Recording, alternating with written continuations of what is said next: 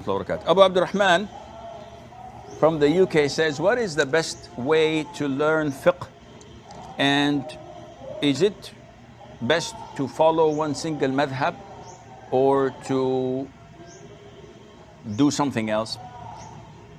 Akhi Abdurrahman, the issue of learning is a very long process. It's hard, it consumes time, it requires efforts and sincerity above all. However, the people, when they learn, they have different ways of learning. Some of them choose a particular school of thought and follow it, while the others say, no, we do not follow schools of thought blindly. We select to choose the Quran, to follow the Quran and the Sunnah with the understanding of the righteous predecessors of the Salaf, of the three favorite centuries. So which one is most authentic? Well, actually, those who claim to follow the Quran and the Sunnah with the understanding of the righteous predecessors have a problem, and this problem is that they do not possess the necessary tools to understand the Quran and the Sunnah with the understanding of the righteous predecessors. Therefore, the ideal way of learning fiqh would be, and this is what the vast majority of scholars say, it would be that you select a very concise mukhtasar of a particular school of thought. So there are a number of short booklets on the fiqh as a whole of a particular madhab, whether it is Abu Hanifa, Malik, Shafi'i, or Ahmad ibn Hanbal, depending on the availability of scholars of that particular madhab. So if you are in Morocco, for example, it is difficult to study the school of thought of Imam Ahmad, because the vast majority there are following the Imam Malik school of thought. If you are in Pakistan, usually it is Abu Hanifa.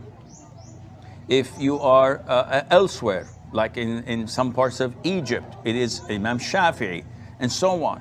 So it is best for you to select one trustworthy sheikh or alim, or a highly decorated student of knowledge, and you study with him this concise booklet of fiqh according to a particular madhab.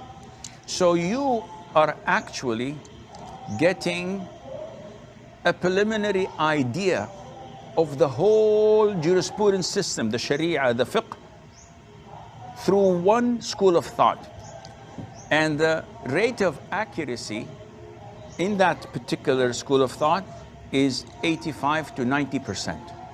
And this is almost the same in all schools of thought, that they are 85 to 90% correct. 10 to 15%, the opinion they've adopted is weak and not the most authentic. Once you finish this, you go to a more advanced book of fiqh on the same topic.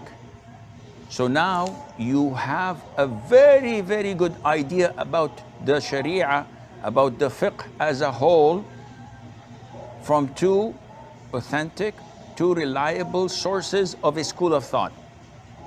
Once you finish that, now it is time for you to study the fiqh a third time according to the Quran and the Sunnah. Now you have an idea. So when the teacher tells you that the madhab says so and so and so, but the evidences they depended upon are all weak and not authentic, and the Prophet said alayhi salatu wasalam, so and so and so, and this hadith is reported in Bukhari or in Muslim or in Sunan Ibn Majah, and it is graded as authentic. So now you relate things and you base your learning on the Quran and the Sunnah after you had done your due diligence, after you had read the whole fiqh according to a particular school of thought. This enriches your knowledge. It lays the foundation for a systematic way of thinking and learning how to analyze things from studying fiqh. And it is extremely important that this is done at the hands of a sheikh. You cannot be a Rambo on your own and say, oh, I have the tools, I can bring the books, I have Sheikh Google, I have the internet, I can browse, and I'm a logical person, I can find the right thing. No, this is wrong. You have to have a sheikh to refer to ask, to fix the way you think. Because in the beginning, when you learn, you tend to make a lot, and I mean a lot, of mistakes. We all had gone through this in the early stages of learning, when thoughts used to come to us and, wow, this doesn't make any sense. Why is gold haram for men and not other precious stones that are far more expensive than gold? And we started to give justifications and things that I remember once calling one of the elders, one of the scholars. That was like 35 years ago or so. And I told him, Sheikh, because gold is haram for men, can we do qiyas, analogy, and say that diamonds are also haram for men because they are more expensive? And the guy blasted at me at the phone. And he said, who are you to make such an analogy? Analogy has men and has scholars to obtain the knowledge and to look into the evidences, not for any Tom, Dick, and Harry to just come and pass by and read a book or two and become scholars. And I, since then, I learned my lesson. Always refer to the elders, to the scholars, share with them your experience. Tell them, I thought that this issue could go either north or south. And these are my reasons. What do you say, Sheikh? And the scholar, with his scholarly knowledge, would tell you that, no, the first opinion is wrong because it was based on so and so and so, and this is wrong. The right approach would be so and so and so. And then you can expand your knowledge through asking shuyukh and scholars, not through being your own Rambo.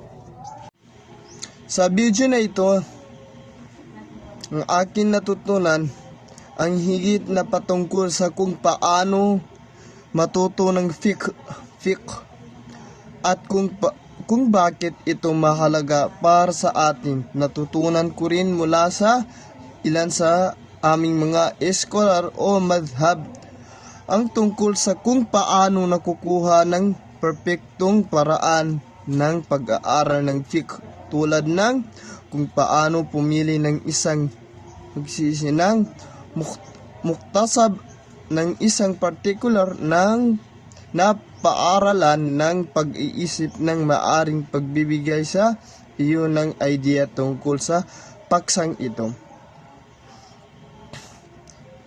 At sa paraan ng ito, mas lumawag ang aking pananaw tungkol sa Sharia at fiqh. Ito lamang po.